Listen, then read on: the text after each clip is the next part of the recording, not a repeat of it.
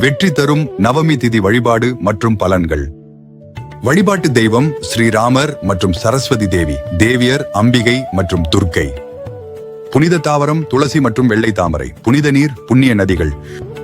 திதி பெயர் நவமி திதி. அமைவிடம் உலகெங்கிலும் உள்ள இல்லங்கள் மற்றும் கோவில்கள்.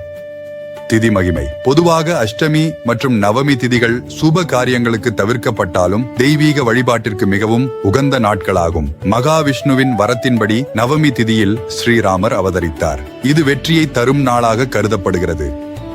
வழிபாட்டு காலம். நவமி திதி இருக்கும் நாள் முழுவதும் வழிபடலாம். குறிப்பாக காலை மற்றும் மாலை வேளைகள் சிறப்பு. தவிர்க்க வேண்டியவை. இந்த நாளில் புதிய முயற்சிகள், திருமணம் போன்ற சுப காரியங்களை தொடங்குவதை தவிர்க்க வேண்டும். ஆனால் தெய்வ வழிபாடு, ஹோமங்கள் செய்வதற்கு இது மிகச் சிறந்த நாள்.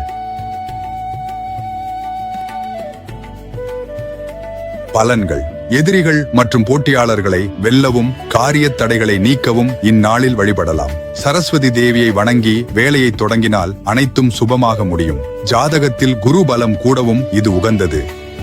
பரிகார முறைகள். ஜாதகத்தில் குரு பலவீனமாக இருப்பவர்கள் நவமி அன்று சண்டி ஹோமம் செய்வது சிறப்பு. மேலும் காவல் தெய்வங்கள் மற்றும் எல்லை தெய்வ வழிபாடுகளை இந்நாளில் மேற்கொள்வது வெற்றியை தேடித்தரும். விஷ்ணுவின் வரம். மக்கள் தங்களை புறக்கணிப்பதாக அஷ்டமியும் நவமியும் வருந்திய போது மகாவிஷ்ணு அவர்களுக்கு அருளினார். அதன்படி அஷ்டமியில் கிருஷ்ணரும் நவமியில் ராமரும் அவதரித்து இந்த நாட்களை புனிதப்படுத்தினர். ராமர் அவதாரம். தசரதர் மற்றும் கௌசலை தம்பதியினருக்கு மகனாக திருமால் மனித அவதாரம் எடுத்தது இந்த புனிதமான நவமி திதியில்தான். இதுவே ராமநவமியாக கொண்டாடப்படுகிறது.